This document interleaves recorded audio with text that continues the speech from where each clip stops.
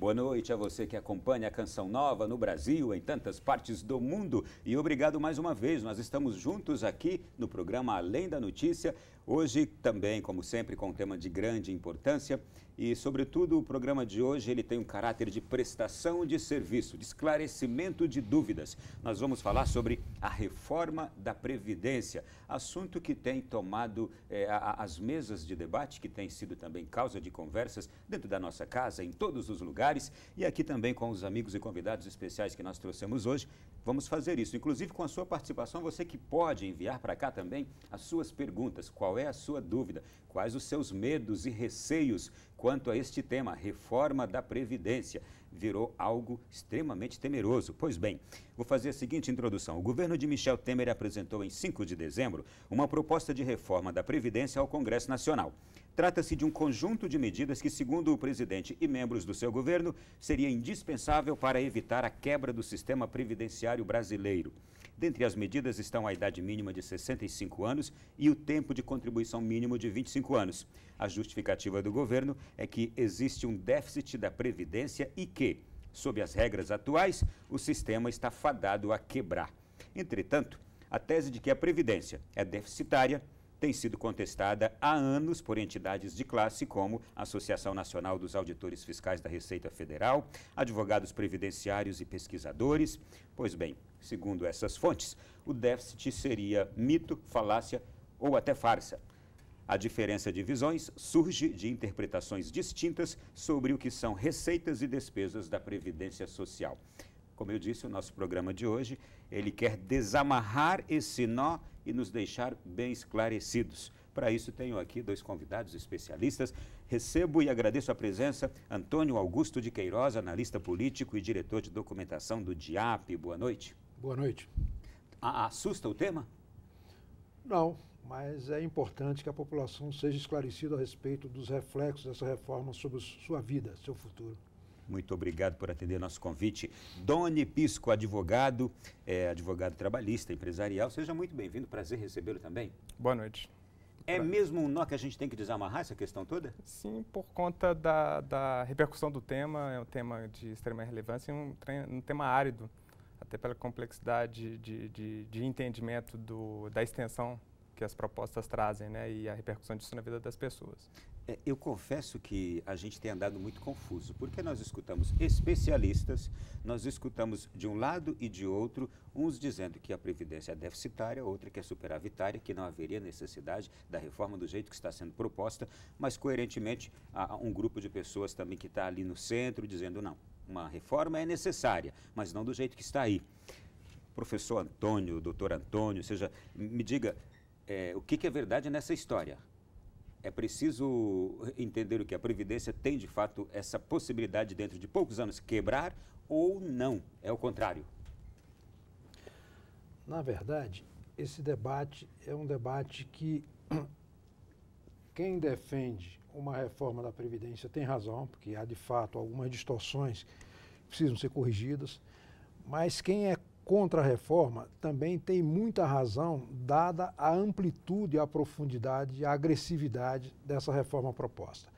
Ela altera os 3 fundamentos da constituição do benefício e em prejuízo do segurado. Ela modifica a idade, ampliando essa idade. Ela modifica o tempo de contribuição, ampliando o tempo de contribuição. E ela modifica o valor do benefício, reduzindo esse valor. E esse debate, se há déficit ou não há déficit, eu posso dizer que não há, com segurança, se nós considerarmos a composição dos recursos que devem ser canalizados para a Seguridade Social. A Seguridade Social tem um orçamento específico que comporta 3 despesas: a despesa com saúde, a despesa com previdência e a despesa com assistência. O que se arrecada na rubrica Seguridade Social tem sido suficiente para pagar a previdência, a assistência e a saúde. E ainda sobram 11 bilhões de reais, que foi o caso do ano de 2016. O governo, em contrapartida, utiliza um outro tipo de raciocínio. Ele pega apenas 2 receitas da Seguridade, que são as receitas sob a folha, contribuição do empregado e do empregador, e fazendo esse cálculo ele chega à conclusão que há insuficiência de financiamento. deixa de considerar, por exemplo, a COFINS, contribuição sobre o lucro líquido, o PIS e o concurso de prognóstico. E para concluir esse raciocínio, só dizer o seguinte: se há déficit ou não há déficit, a essa altura não interessa mais, porque o que se está discutindo hoje é uma reforma da Previdência com base num orçamento congelado. Qualquer recurso que ingresse na União hoje não poderá ser gasto com outra finalidade a não ser pagamento de juros e o principal da dívida. A referência deixou de ser a receita, passou a ser o orçamento executado no ano anterior, corrigido pelo IPCA. Isso significa dizer que se houver uma contribuição em dobro dos empresários, dos trabalhadores, retirar todas essas desonerações, o dinheiro pode entrar, mas ele vai reduzir o atual déficit. Ele não vai proporcionar um gasto novo do orçamento. Isso quer dizer que a destinação de tudo que entra hoje é uma destinação errada ou obrigatória? Pois é. A partir do momento em que se fez o congelamento do gasto público em termos reais, se estabeleceu o seguinte: as políticas sociais do governo, de um modo geral, não poderão ter aumento de despesa. E a economia que for feita em cima dela será canalizada para o pagamento das despesas não financeiras que não estão congeladas. Aliás, a economia que se fará com as não financeiras é para pagar as financeiras. Está se fazendo com isso uma transferência de renda dos mais pobres para os mais ricos. Os mais pobres são aqueles cuja renda tem natureza alimentar, enquanto os outros são poupadores e, portanto, são detentores de título público, e para eles não falta recurso do Estado. O senhor já colocou na mesa tanta coisa. Deixa eu ouvir o Doni. Doni, por favor, também sua introdução ao tema. A questão ela é relevante e a gente tem que fazer uma análise retrospectiva considerando todas as reformas que foram propostas desde a Constituição de 1988.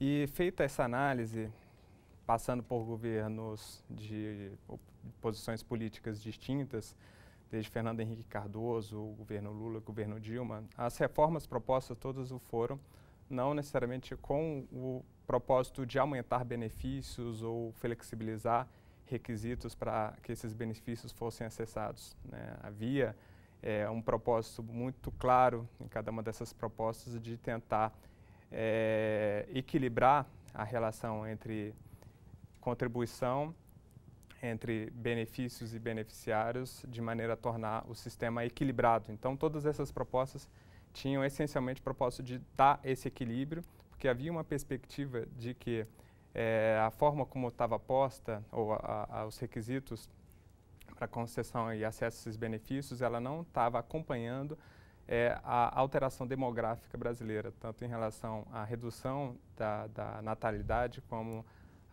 o aumento da sobrevida a partir dos 65 anos e a expectativa de vida e o aumento da expectativa de vida no Brasil. Então, havia uma leitura de que a partir da idade média em que os brasileiros estavam se aposentando, que cada vez mais isso vinha gerando um aumento do número de beneficiários que não estava acompanhando um aumento do número de contribuintes. Então, você tem um desequilíbrio na relação entre contribuintes e beneficiários que acaba gerando um desequilíbrio do sistema e pode gerar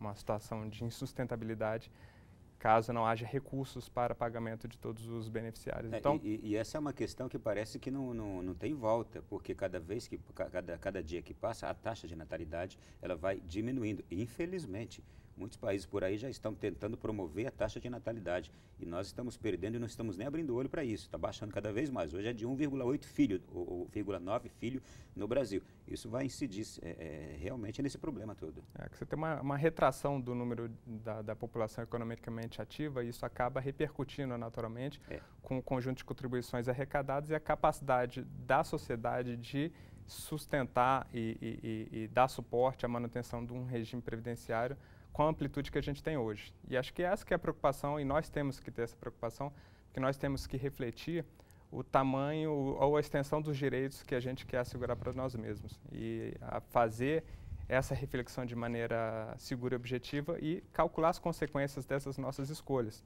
Né? Porque quando se discute direitos, na verdade, o direito por si só ele não garante mecanismos de sua efetivação. A gente está falando aqui do que é desejável em relação ao nosso regime previdenciário e temos que aferir se, de fato, esses direitos que a gente quer constituir ou quer assegurar, se eles são viáveis. A gente tem que saber medir as consequências e o custo para a manutenção desse sistema. Acho que essa discussão, ela trata especificamente sobre essa análise, né? Saber se o regime previdenciário da forma como ele é hoje, qual que é o custo, saber se ele é viável considerando a expectativa de crescimento do número de aposentados e beneficiários em contraponto a uma retração do número de pessoas economicamente ativas que contribuem para o custeio desse sistema. Eu já ouvi as manifestações, já li manifestações de algumas entidades sérias da nossa sociedade brasileira, mas vou mencionar aqui uma de uma instituição muito próxima e conhecida nossa, a CNBB, que reconheceu a necessidade, de fato, de uma reforma previdenciária.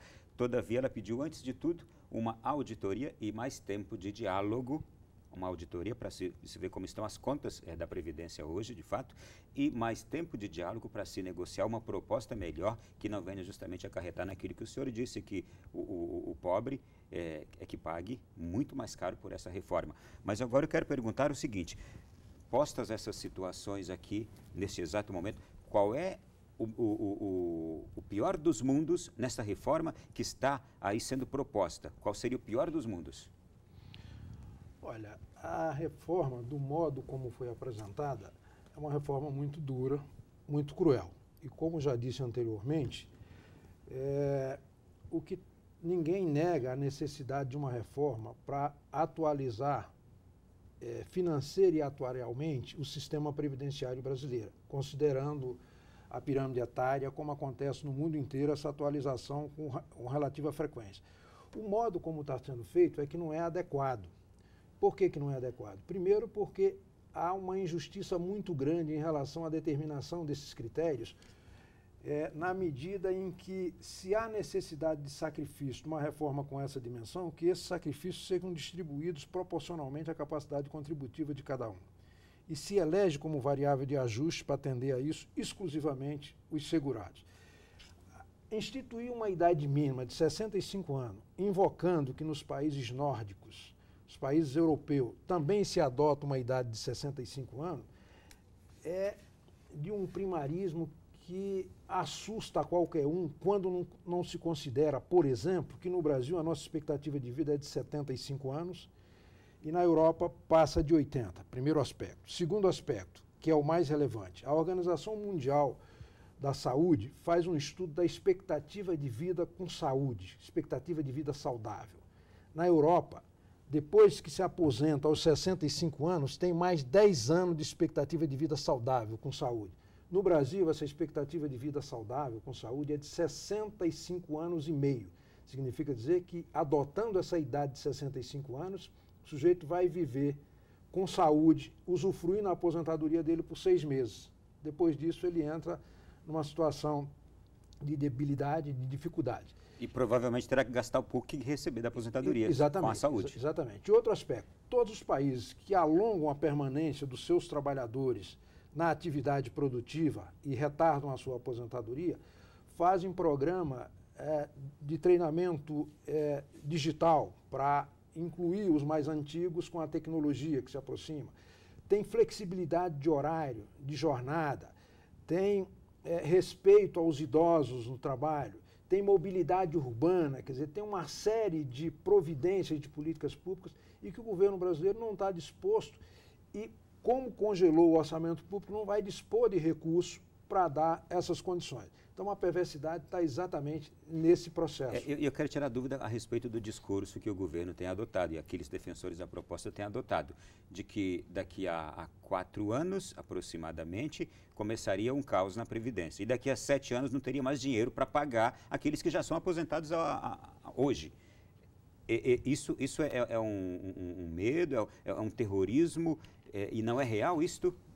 Porque acho que a gente tem que considerar que a manutenção do regime da forma como está posto, como ele é posto hoje, caso de fato ocorra uma elevação do custo de manutenção do regime previdenciário, e sendo ele de fato deficitário, cada vez mais ele vai demandar uma realocação de receita de outras áreas que também são sensíveis e importantes na sociedade para pagamento desses benefícios. Os benefícios não deixarão de ser pagos, mas naturalmente que como o Estado ele não produz riqueza, né, ele, no final das contas ele simplesmente se apropria da nossa riqueza por meio dos tributos e faz a realocação disso, provendo serviços públicos essenciais e custeando a Previdência, por exemplo, cada vez mais isso vai demandar, vai drenar recursos de outras áreas que são áreas também sensíveis em relação às quais a presença do Estado é impositiva, tanto a educação quanto a saúde, a segurança, a intervenção do Estado no incentivo ao desenvolvimento da atividade econômica, todas as outras áreas que são relevantes, inclusive, para aumento da produção de riqueza, elevação do PIB, que acaba, por tabela, por consequência, aumentando o nível de emprego, aumentando a riqueza. Então, esse tipo de discussão é relevante por isso, porque pode gerar cada vez mais uma necessidade de alocação de receita para pagamento de benefícios previdenciários e isso acabar minimizando, reduzindo drasticamente a capacidade do Estado de atuar em outras áreas. Mas não se deve temer esse discurso, então, que está sendo posto aí. De que daqui a 7 anos estaria quebrada a Previdência. Porque a gente tem que pensar o Estado como um todo, né? Porque, no final das contas, se houver um escalonamento desse déficit, no final das contas, quem vai pagar de fato por esse déficit é a sociedade, porque o Estado ele é simplesmente um intermediário, né, de uma obrigação que a sociedade assume. Então, quando a gente faz determinadas escolhas, a sociedade que está obrigando a ela própria a custear esses benefícios, né? Então, no final das contas, ela vai ser afetada indiretamente por uma precarização dos demais serviços, das demais áreas em que o Estado atua, porque o Estado não vai produzir mais riqueza para poder cobrir esse déficit e ele tem uma limitação em relação ao aumento do seu endividamento para que isso seja realizado. Então, naturalmente, ela acaba sofrendo indiretamente caso um reequilíbrio desse regime previdenciário não seja feito, né? Muito bem. Nós vamos fazer o seguinte, vamos já para o nosso primeiro intervalo aqui. Já no segundo bloco, quando voltarmos, já vamos começar a responder as perguntas que você está enviando aí para esse número de WhatsApp, que já deve estar aparecendo aí na sua tela. Então, um intervalo breve e a gente retorna já já.